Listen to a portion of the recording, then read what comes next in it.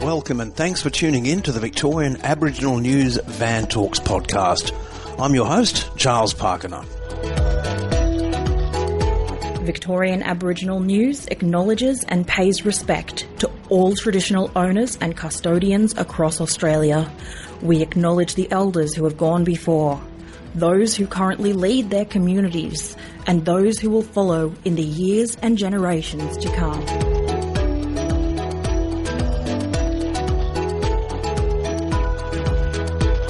On today's program, we catch up with veteran journalist and broadcaster, Aboriginal man Dan Bourchier.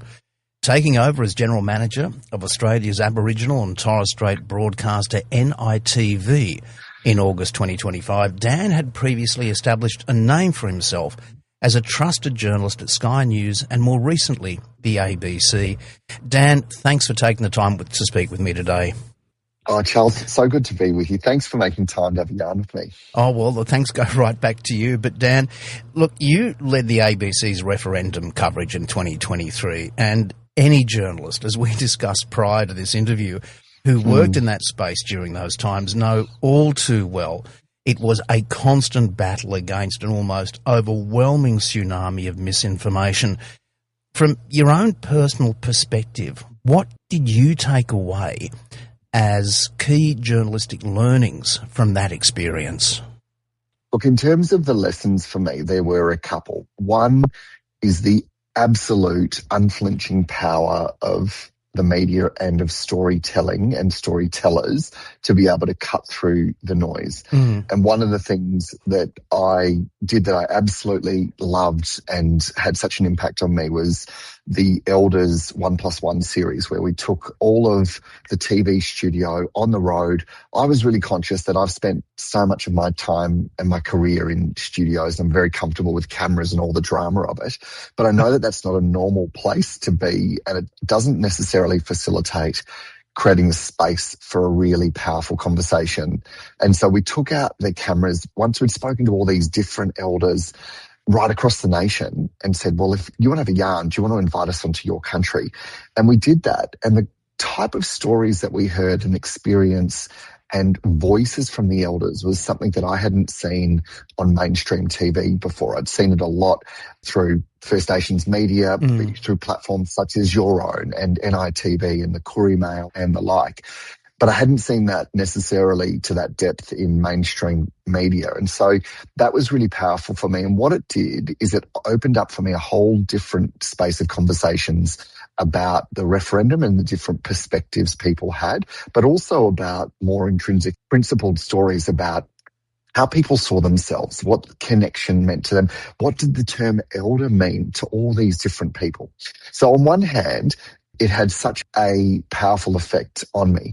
On the other hand, Charles, as you've mentioned, as I think anyone's and everyone saw, we saw misinformation and disinformation at levels that I've never seen before. Yeah. And what was really challenging was that you and I might jump onto our social media, and because we've liked different pages or because we've watched different videos, we have completely different algorithms. So the material that I was seeing that was about the referendum would be completely different to yours, and it would be completely different to your listener, because all of those things happen in the shadows where there's no accountability of those algorithms and what goes on social media. Well, this is the fractured algorithm that we're talking about.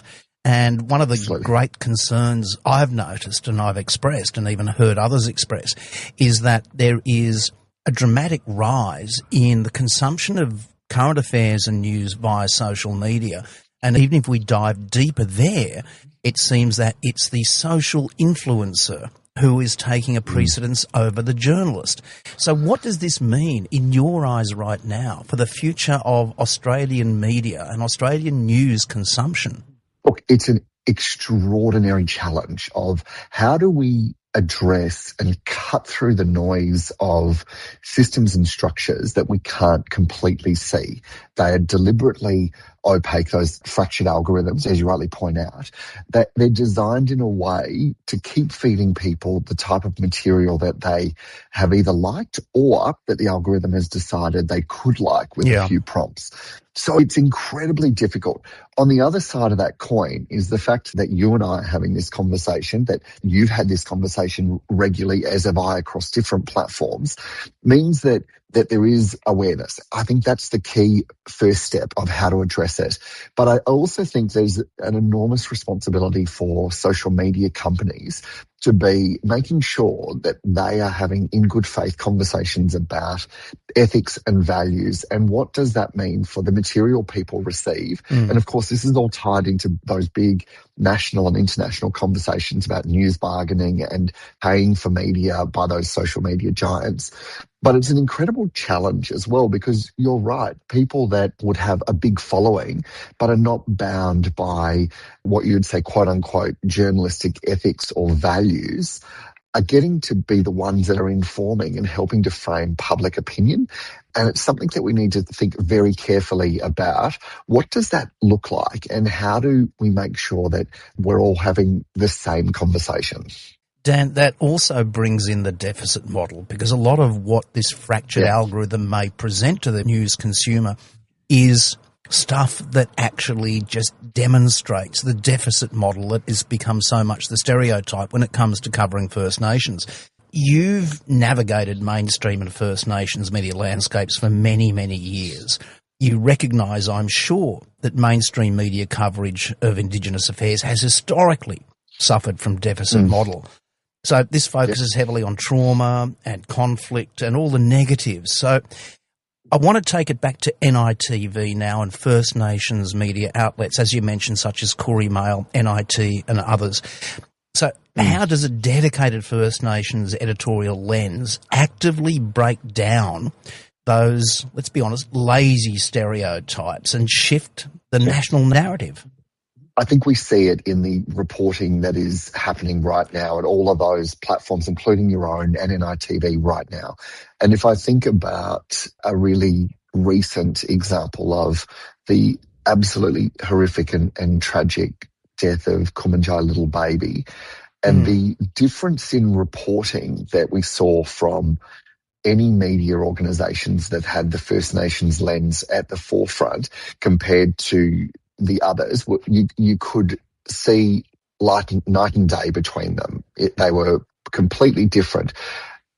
The other impact is that what I observed is that when we had First Nations journalists on the ground, and I want to shout out to Emma Kellaway from the NITV team, because I think she did just such an exceptional job and was able to give the space and platform to Kumanjai little baby's family in a way that preserved and maintained their dignity while giving them the space to have a voice in the way that they wanted to do it, in the terms that they wanted to do it. That also then impacted other media, and we saw other reporting then, even if it was small tweaks or small changes, starting to shift. And one of the key examples for me was, I don't think a media organisation that wasn't using the name that the family had requested of Kumanjai little baby. I noticed that, I don't know for you, but it really stuck out to me because in the past there would be some media organisations that I won't name here that would vehemently push back against that, and they would accuse that of being the woke brigade and, well, you know, whatever kind of deficit language they want to use. But you saw media organisations across the board leaning into that. And that opened up a whole lot of different conversations nationally about what does that terminology mean? Where does it come from? And that, while something very small in the midst of the most horrific trauma, that has an impact on how everyone has conversations about what happened, but then also what happens next. So I've seen throughout my career a huge leaning into that deficit model by a lot of media organisations, and I've tried to do what I can in the spaces that I've been in. But it was certainly one of the big motivating factors when this job became available. I was really keen to get back to the base that gave me my start as a broadcast journalist and helped to shape and build me as a storyteller on the national stage. And I'm so grateful for the role of NITV and First Nations media in making sure to create that space, but also elevating conversations that other media networks are just not interested in. So how important is it from your perspective now as the General Manager of NITV, and you've already stated the real difference it made to you and to the coverage of The Voice by taking the studios essentially out on country and speaking with elders in their own areas. How important is this change, and how needed is this change to start bringing about a real change in narrative, as we've talked about previously, and set an example for other media outlets? And as you mentioned, we're not going to name names, but I think we know who they are. Look, Charles, your career in media and journalism is longer than I've had hot dinners. So you know this better than I, that the change you're referring to is crucial. And if we don't get it right, then we're going to continue to see that deficit model, and that does nothing but damage. And there are some journos who said to me that they wondered, this is not Indigenous journos, they wondered out loud of whether that deficit reporting had an impact on the result of the referendum. And I thought that was really interesting when I'm hearing those sorts of comments, because you're having people that are not in this space seeing the correlation and impact of that type of reporting. And so those conversations are really important as well. But I guess to really clearly answer your question, I don't think we've got a minute to waste. What would your call to action be to young journalists out there nowadays? Because I come across them constantly in my travels, and so many of them are just being subjected to, well, the influences of 2023 and sensationalism and meeting deadlines, meeting the requirements to be out there first when it comes to social media, all these new pressures. You know, what realistically can you say to young journalists and to even established journalists if they're to present the real news and the truth of the news? Firstly, I would say stick at it. It's really important to have those voices and those perspectives in First Nations media, but in all media organisations. It is so crucial to have that difference of thinking. I think also having an awareness about the way that the media works and what the limitations of the structures that you've just touched on, most of them. What are the limitations of that, and what does it mean to have this push to be first published or first online or first on social media, where facts and details are still emerging? And I always think back to some of the lessons that I had as a very, very young journo or reporter in Tennant Creek at the Tennant District Times about making sure to take the time to be getting all of the facts and the whole picture. And I wonder if the speed with which information is disseminated now means that that has been one of the casualties. And so I'd be saying to journos, and I say this regularly, is just be very conscious about what are those structural limitations and how that works, and make sure that you're making decisions about your career that are best suited to you and to the impact that you want to have. Following on directly from that, what then would you say to the general consumer of news in Australia, those who are seeking to break away from that fractured algorithm, those who are seeking to really find out the truth? Now, here in Victoria, and I just want to talk about this for a minute or so, we're seeing an enormous degree of confusion within the general community when it comes, of course, to treaty and, of course, with Uruk having just closed last year, with truth-telling. There is an enormous amount of negative news, of misinformation and resulting disinformation. What do you advocate to the consumer to do to get to the truth? Well, firstly, I would say to the journalists that are perpetuating that mis and disinformation or deliberately picking details to sway the story, I would say do better. And to the general audience, I would say ask more questions and think more deeply about what is happening and seek other perspectives on that. Go to other media organisations, check and assess the position that you're taking and ask the question of why. Because I think it's really important that we don't get trapped into what we were touching on a little bit earlier around the algorithms, that we don't get trapped into that way of thinking about even mainstream media news either. Yeah. So, Dan, let's look toward the next decade. Now you're in this management position. You've really done your apprenticeship out there in Tennant Creek, as you've mentioned, and you've done it in the trenches at the ABC and Sky News. God love you for that, my brother. Well, I must note it was a different Sky News when I worked there. It certainly changed in the decade or so since I worked there, but no, completely take that on board. But you've seen the change in structure, and you've just mentioned that things have changed. But when it comes to First Nations media and the ultimate vision for the scale and influence of First Nations media, what structural support or even institutional change is still missing to ensure that Black-led storytelling is recognised not as a niche sector, but as a pillar of Australia's democratic landscape? It comes down to who is telling the story, doesn't it? Yeah. So if you don't have a critical mass of Aboriginal and Torres Strait Islander journalists telling stories embedded in the structures that are making the decisions about the commissioning and the editing and what is the story that a network is going to prioritise, then that's a real challenge. So if you look at places such as the ABC and SBS that in the last year have both appointed directors of First Nations into their leadership structures, that's a real game changer. Having Aboriginal and Torres Strait Islander people on the boards of both national broadcasters, and I want to really call out the recent announcement in just the last couple of weeks of Damien Miller, who has just been appointed to the board of the ABC after an exceptional career as a diplomat and, in fact, Australia's first Indigenous ambassador many, many years ago. He is the first Aboriginal board director to sit on the ABC since Neville Bonner left the role back in 1991. Yeah. So Damien becomes just the second Aboriginal person to ever sit on the board of the ABC.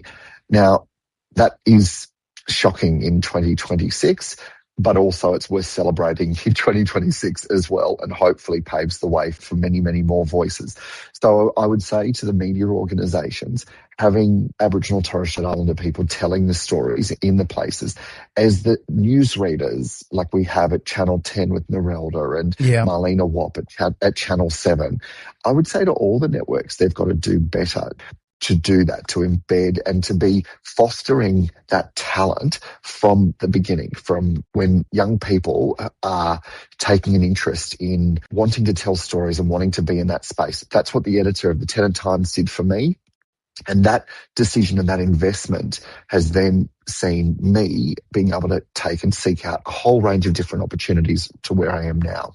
The only other thing that I would say, Charles, is that when I look at the team at NITV, I am so excited. We have an executive that is chocked full of powerhouse thinkers that are bold and brave and unapologetic in what we are striving for.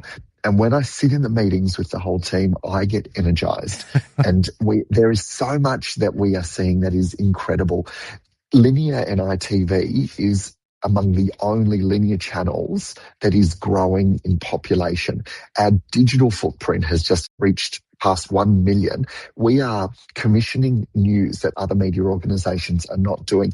We're commissioning storytelling that others wouldn't delve into those spaces. Yeah. All of that has an impact on how we see ourselves as Aboriginal and Torres Strait Islander people, as Australians, as part of the globe, the world population.